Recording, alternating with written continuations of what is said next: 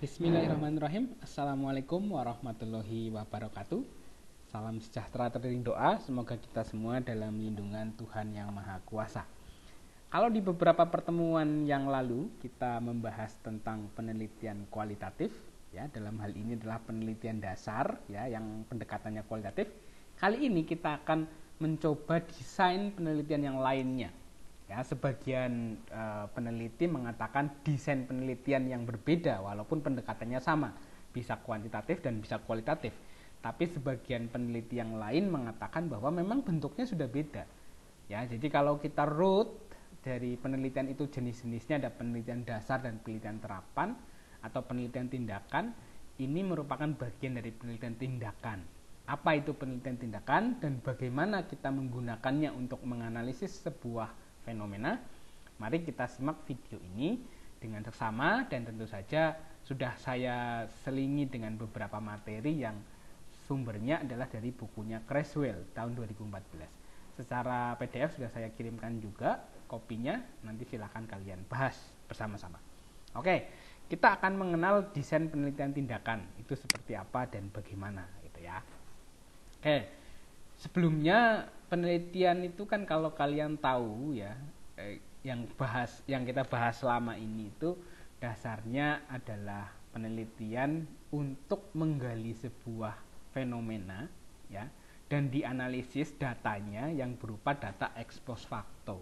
Data ex post facto itu apa? Data yang berupa fakta yang ada, eviden-eviden, bukti-bukti atau gejala-gejala atau sesuatu perasaan yang dialami pada saat itu. Contoh misalnya kita mau ngomongin soal apakah orang punya persepsi baik terhadap merek, misalnya HP Xiaomi misalnya, handphone Xiaomi misalnya. Pada saat orang ditanya maka faktanya adalah fakta pada saat itu. Tapi pernahkah kalian berpikir bahwa bagaimana untuk menggali data yang sifatnya itu adalah data yang dipersiapkan untuk menggali dalam waktu yang tidak hanya saat itu atau bukan berupa waktu yang ditentukan saat itu. Contoh misalnya data ini berupa perasaan yang dialami selama beberapa bulan, selama beberapa minggu, selama beberapa hari, beberapa jam dan lain sebagainya. Apa yang dialami? Kalau kita menggunakan data yang sama seperti pola yang awal, tentunya kita tidak bisa menggali ketika ada perubahan-perubahan data. Nah, penelitian-penelitian ini adalah penelitian yang informasi tentang datanya ini sengaja dibuat, misal untuk mengetahui pengetahuan media pembelajaran terhadap efektivitas pembelajaran di kelas misalnya. Jadi ada beberapa penelitian yang pada saat data itu diambil, ya, itu terjadi perubahan-perubahan. Bagaimana kita menelitinya? Maka kita akan menggunakan penelitian yang disebut sebagai penelitian tindakan atau action research. Lebih jauh action research itu apa nanti kita akan bahas. Contoh kasusnya seperti ini. Misalnya saya punya sebuah penelitian tentang sebenarnya pacar saya, ya, atau teman saya itu lebih nyaman kalau dia itu nonton bioskop itu duduknya di mana. Ini ada sebuah gambar bioskop, ya, tempat kursi duduk bioskop, ya, dari nomor 7 sampai dengan nomor 6, 9, 8, 10 dan seterusnya. Kemudian ini screen-nya, layarnya. Orang itu akan lebih nyaman duduk di mana sih? Ya. Kalau pada saat itu dia duduk di nomor 9, kemudian saya ngomong, "Kamu nyaman nggak duduk di sini?" Pasti jawabannya akan berbeda ketika dia duduk di angka 17 dan lain seterusnya. Maka disettinglah sebuah alat untuk mengumpulkan data untuk menguji sebenarnya pacar saya ini paling nyaman di tempat mana. Misalnya 1 jam dia duduk di kursi ke-7, ya, 1 jam berikutnya dia disuruh untuk pindah ke kursi nomor 10, kemudian ke nomor 13 dan lain seterusnya. Nah, pada saat proses pengambilan data itu dilaksanakan, maka terjadilah setting data atau data yang sengaja disetting untuk menggali informasi yang kompleks. Inilah yang disebut sebagai penelitian tindakan, atau bahasanya adalah penelitian eksperimental atau penelitian uji coba. Ya, pada penelitian eksak tentu saja bisa kita ketahui, misalnya ada penelitian untuk menguji pupuk, apakah pupuk ini lebih bagus daripada pupuk yang lain. Ya, apakah misalnya obat ini lebih bereaksi dibandingkan obat yang lainnya. Sama halnya dengan di penelitian eksak, di penelitian sosial juga sama. Dia bisa juga untuk mengkaji misalnya tadi yang saya sebutkan terkait dengan pembelajaran ya. Ini misalnya ya, pembelajaran, apakah pembelajaran menggunakan metode A misalnya lebih efektif dibandingkan dengan metode yang lainnya. Ini bisa kita lakukan uji coba atau eksperimen, atau kita kenal dengan penelitian tindakan atau action research.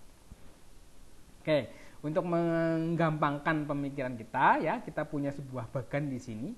Ini adalah bentuk dasar dari penelitian kualitatif atau kuantitatif, atau kita sebutnya penelitian dasar. Penelitian yang berfungsi untuk menggali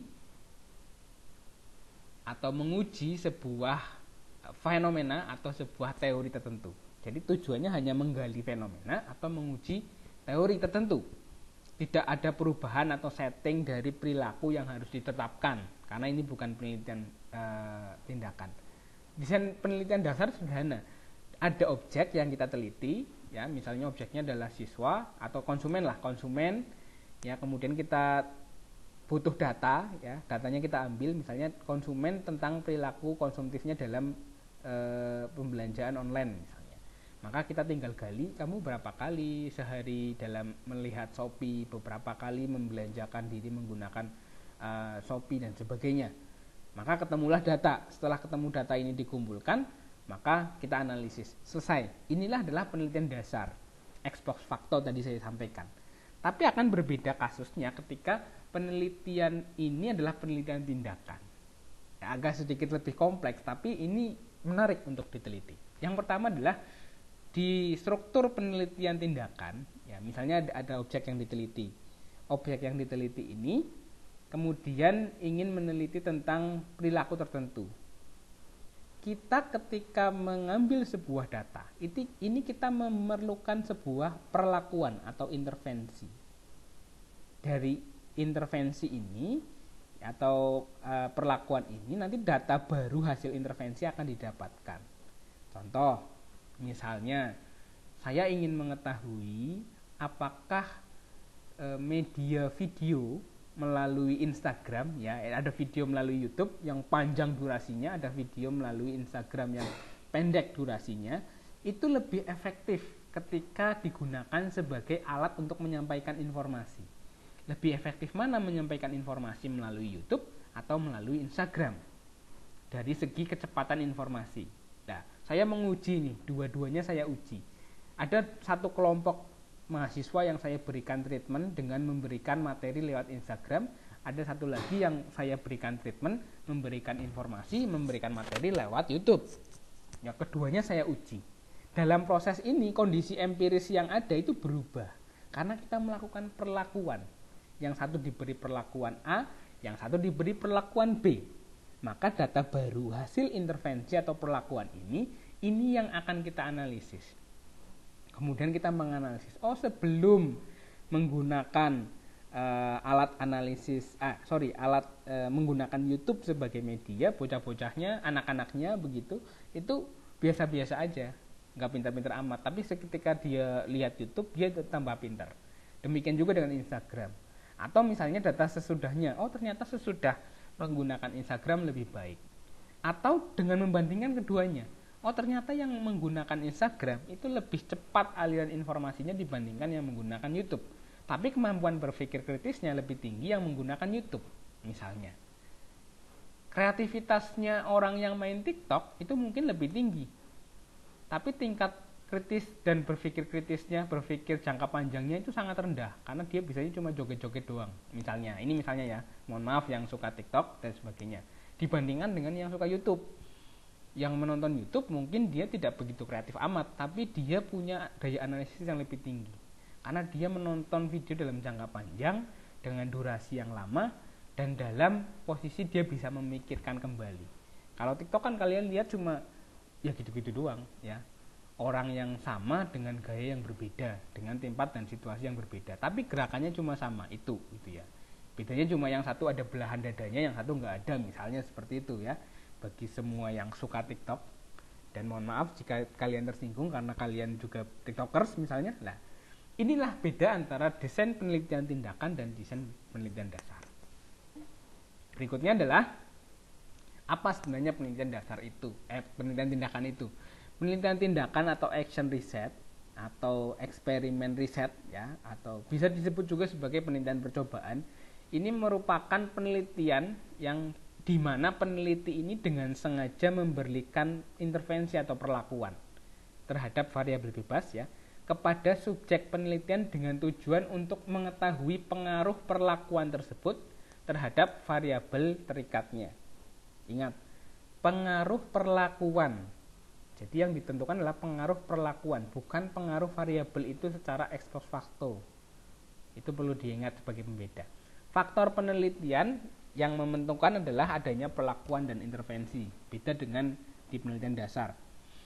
Unit eksperimen, unit pengamatan, dan unit analisis merupakan kelompok atau individu atau kelompok tertentu yang dijadikan sebagai objek untuk diteliti. Ya kalau di penelitian non sosial bisa kalian menggunakan objeknya misalnya adalah air. Air ketika ditetesi dengan garam beriodium dengan garam tidak beriodium akan seperti apa misalnya. Itu juga eksperimen, tapi tidak kita bahas di penelitian sosial. Manfaat yang ingin didapatkan dari melakukan penelitian tindakan adalah penelitian yang paling mampu mengetahui pengaruh faktor penelitian diakomodir melalui penelitian eksperimen. Jadi perlakuan-perlakuan itu ada pengaruhnya apa tidak itu bisa diketahui menggunakan penelitian tindakan. Misalnya, apakah bimbingan karir yang dilakukan oleh BK itu memang berpengaruh terhadap potensi pemilihan karir mahasiswa atau siswa sekolah SMK misalnya. Itu bisa kita ketahui dari berapa jumlah perlakuan dan perlakuan apa saja yang dilakukan oleh si guru BK tersebut. Tujuan utamanya tentu saja adalah yang pertama meningkatkan atau improve ya, dan yang kedua melibatkan. Apa yang ditingkatkan berkaitan dengan misalnya praktik tertentu. Kalau kita praktiknya pembelajaran, maka penelitian ini digunakan untuk meningkatkan kualitas pembelajaran. Kalau praktiknya adalah bimbingan konseling, maka untuk meningkatkan kemampuan dalam bimbingan konseling. Dan yang kedua tujuannya adalah untuk melibatkan diri. Penelitian ini digunakan untuk melibatkan diri si peneliti ke dalam masalah yang akan dihadapi dan akan diselesaikan. Dari dua tujuan ini nanti ada dua bentuk besar penelitian tindakan yang bisa dilakukan. Yang pertama adalah penelitian eksperimen atau kuasi eksperimen atau semi eksperimen dan lain sebagainya ya, penelitian eksperimen. Dan yang kedua adalah penelitian yang sifatnya adalah penelitian tindakan untuk mengeksekusi sebuah masalah dan menyelesaikannya. Nanti kita akan bahas apa dua penelitian ini ya. Misalnya di sini penelitian tindakan untuk mengetahui misalnya dosis atau takaran tertentu pada insektisida, apakah dia efektif apa tidak. Ini penelitian eksaknya.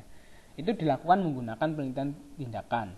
Kemudian mencari pengaruh metode pembelajaran terhadap kemampuan berpikir kritis misalnya. Itu juga bisa menggunakan metode penelitian tindakan. Kemudian menguji efektivitas penggunaan media pembelajaran terhadap keaktifan siswa, itu juga penelitian tindakan. Jadi penelitian tindakan itu tujuannya adalah untuk melakukan intervensi langsung terhadap sebuah objek. Pentingnya melakukan penelitian tindakan pada mahasiswa pendidikan tentu saja sangat penting ya, karena adanya penelitian tindakan ini dapat digunakan untuk mencari dan menemukanali masalah yang ada di dalam pembelajaran sehingga kita bisa melakukan eksekusi. Eksekusi yang pertama bisa berbasis eksperimen ya, hanya menguji saja mana yang lebih efektif dan mana yang tidak efektif, atau mana yang lebih berpengaruh dan tidak berpengaruh, atau menyelesaikan masalah secara kentara, penelitian tindakan kelas tadi ya. Sehingga dua hal ini sangat penting untuk memberikan informasi tentang apa sebenarnya penelitian tindakan itu. Baik itu berbasis eksperimen yang pertama, yang kedua berbasis tindakan kelas. Kedua bagian ini hanya dibedakan dengan tujuan utamanya. Penelitian eksperimen ini tujuan utamanya adalah melakukan perbaikan, inovasi, improvisasi terhadap perlakuan yang dilakukan. Sedangkan penelitian tindakan kelas tujuan utamanya adalah untuk menyelesaikan suatu problem, solve the problem. Misalnya ada anak nakal di kelas ya yang tidak aktif dan sebagainya, bagaimana guru menyelesaikannya? Ternyata guru mampu melakukan penyelesaian dengan pendekatan-pendekatan tertentu. Nah, pendekatan-pendekatan itu kemudian dicatat, ditulis dan dimasukkan ke dalam sebuah background penelitian, maka jadilah penelitian tindakan kelas. Apa yang dilakukan, apa yang diberikan perlakuannya. Oh, ternyata pada saat perlakuan pertama diberikan tidak efektif. Oh, saya coba lagi di perlakuan yang kedua dan seterusnya sampai akhirnya terselesaikan. Itulah penelitian tindakan. Berbeda dengan penelitian dasar tentu saja yang tidak peduli dia menyelesaikan masalah apa tidak peduli dia ada improvisasi apa tidak, dia hanya menguji, menemukan masalah atau mengidentifikasi sebuah fenomena. Oke, sehingga kita bisa bahas ya penelitian tindakan dan penelitian tindakan itu ada berbasis eksperimen dan juga berbasis penelitian tindakan kelas atau penelitian tindakan untuk melaksanakan atau mengeksekusi sebuah masalah. Ini adalah penelitian eksperimen dulu. Penelitian eksperimen ini pembedanya dengan penelitian tindakan adalah si peneliti ini ya ini berada di luar dari si objek atau dia bukan merupakan sebuah objek. Yang paling mungkin dikerjakan untuk skripsi mahasiswa kalau menurut pendapat saya, walaupun banyak perguruan tinggi yang masih memperbolehkan PTK sebagai bagian dari skripsi ya, tapi kalau saya lebih fokus untuk kalau ada mahasiswa ingin melakukan penelitian tindakan, lebih baik dia mengeksekusi penelitian yang sifatnya eksperimen atau kuasi eksperimen. Kenapa demikian? Karena penelitian ini menitik beratkan pada pengujian empiris dan intervensi terhadap objek yang diteliti tanpa mengharapkan perbaikan pada objek. Artinya tujuanmu adalah tujuan keilmuan, bukan tujuan praktis. Kemudian yang kedua adalah bagian dari penelitian tindakan yang berfokus pada pengujian efektivitas model, media, metode atau bahan belajar tertentu, modul dan sebagainya. Itu hanya fokus pada itu. Artinya yang dikembangkan itu ya medianya, ya pembelajarannya, ya metodenya dan lain sebagainya, bukan permasalahan untuk diselesaikan. Sehingga relate tentu saja dengan kondisi yang ada di sini. Kemudian penelitian eksperimen menempatkan peneliti sebagai orang di luar objek. Jadi bukan guru. Kalau kalian sudah jadi guru, kalian mengerjakan PTK kalau kalian yang tahu problematika kelas. Tapi kalau kalian ada di luar, lebih baik kalian tidak menyelesaikan masalah PTK atau tidak membuat PTK, tapi membuat penelitian tindakan yang basisnya adalah eksperimen. Oke, ini contohnya ya, penelitian untuk mengetahui efektivitas dari media pembelajaran yang digunakan untuk menjelaskan materi kurva permintaan dan penawaran pada pembelajaran ekonomi misalnya.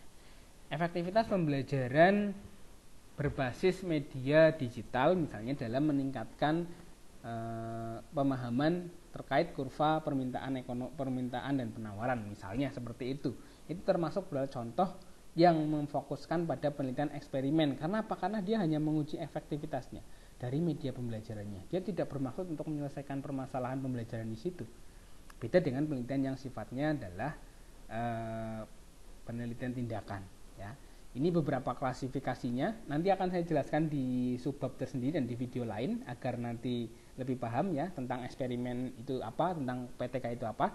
Ini hanya sebagai pengantar saja ya, model-modelnya juga bisa nanti kita pelajari di video lain dan juga ciri-cirinya. Dan ini yang membedakan dengan PTK ya. Kalau PTK atau Class Action Research ini memfokuskan dari si peneliti untuk menyelesaikan sebuah problem. Penelitian tindakan kelas adalah penelitian praktis yang dimaksudkan untuk memperbaiki pembelajaran di kelas. Penelitian ini merupakan salah satu upaya guru untuk ya memperbaiki atau melakukan perbaikan dan meningkatkan mutu pembelajaran di kelasnya. Di kelasnya ini di kelasnya si guru itu gitu ya. Kalau kamu adalah seorang praktisi apakah bisa tidak masalah. Tapi tentu saja dengan case yang berbeda.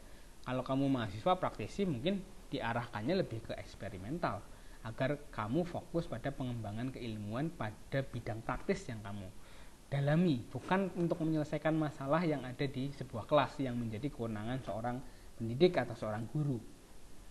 Oke, jenis-jenis penelitian tindakan kelas nanti juga akan kita bahas. Ada penelitian diagnostik, partisipatif, ya, empiris, dan juga penelitian tindakan kelas yang sifatnya eksperimental. Ini nanti akan kita ulas di video lain dan di subbab yang lainnya. Pada intinya, saya simpulkan bahwa di pertemuan kali ini, ya, di video ini, saya ingin mengenalkan bahwa bentuk dari penelitian itu tidak hanya berbasis penelitian dasar dengan pendekatan kuantitatif atau kualitatif, tapi ada juga penelitian dengan bentuk lain, yaitu penelitian yang jenisnya adalah penelitian eksperimen atau action research yang berbasis pada perlakuan atau tindakan. Analisisnya, pendekatannya nanti bisa kuantitatif, bisa kualitatif juga. Itu bisa dilakukan dua-duanya, dikombinasi. Tapi dasar berpikirnya adalah penelitian ini berbeda karena memerlukan perlakuan, tindakan, praktek langsung, menyelesaikan masalah secara langsung, dan lain sebagainya. Itu yang bisa saya sampaikan. Semoga menjadi hasanah baru bagi kalian. Sudah saya lampirkan beberapa file di Elena sehingga bisa kalian perdalam lebih lanjut untuk mengetahui apa itu PTK, apa itu eksperimen, dan apa itu penelitian tindakan. Demikian dari saya, terima kasih. Kita jumpa lagi di video berikutnya.